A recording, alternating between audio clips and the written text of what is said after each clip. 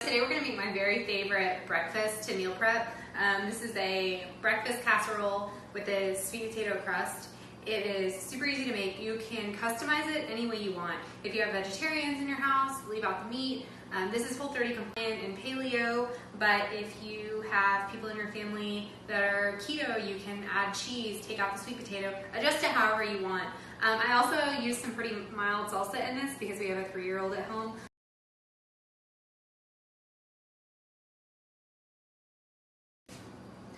I preheated my oven to 350 degrees Fahrenheit. The first thing I'm going to do is spray my pan. I'm using a 9 by 12 inch casserole dish. You can use different sizes, but the baking time may vary. And then I'm just using avocado oil. I'm very busy. I know that most people in my life are pretty busy, so we need things to be as streamlined as possible in the kitchen.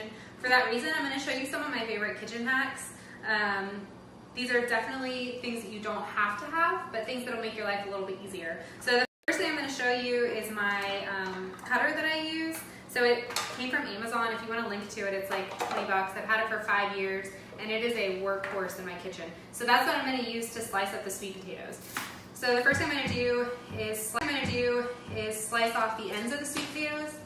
This thing's pretty big, so I don't know that we're going to end up using all of it. I peeled the sweet potato, and now I'm going to cut it into thin slices using this. Please be careful when you do this. I'm a trained professional. Not really.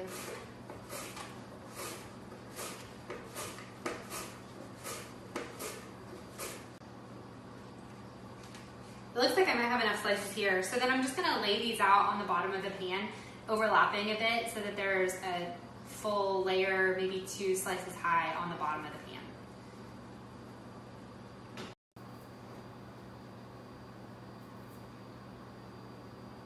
Okay, so now that I got that all laid out, I'm gonna put them into the oven for about 10 minutes so the sweet potatoes can start to cook.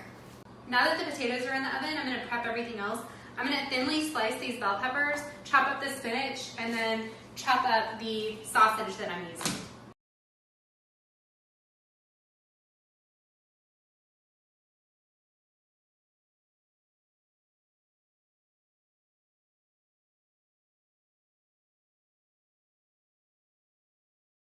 The sausage that I'm using is Peterson Farm. It's Whole30 compliant. It's already cooked, so it's easy to chop up and put into recipes. But if you were using a raw sausage, especially if it was really fatty, you would want to brown that in a pan before you put it into the egg mixture.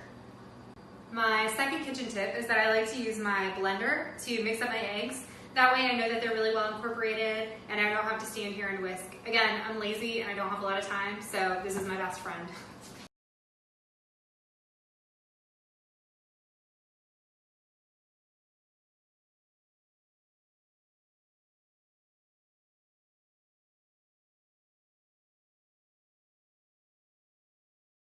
The potatoes have had a chance to start cooking. Everything else is chopped and ready to go, so I'm just going to layer all my ingredients in, pour the eggs over top, and then we'll be ready to put it back in the oven. So my bell peppers,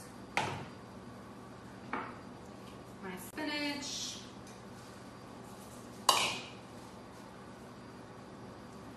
the sausage. It's a very full casserole dish, but I promise it'll work. Okay, so all of that is in there and layered out nicely. So now we're just gonna pour the eggs over top. This recipe is so easy. Once you make it once, you'll wanna make it every day. I find that a lot of us, especially when we're busy, don't find time to make breakfast, and you will be so thankful when you have a delicious breakfast sitting in the fridge all week long waiting for you. Okay, so it's been in the oven for 50 minutes. We're gonna open it up and see how it looks. Just promise that you won't judge my dirty oven, y'all. Oh man, that looks so good. I'm gonna pull it out, let it cool off, and then cut it up.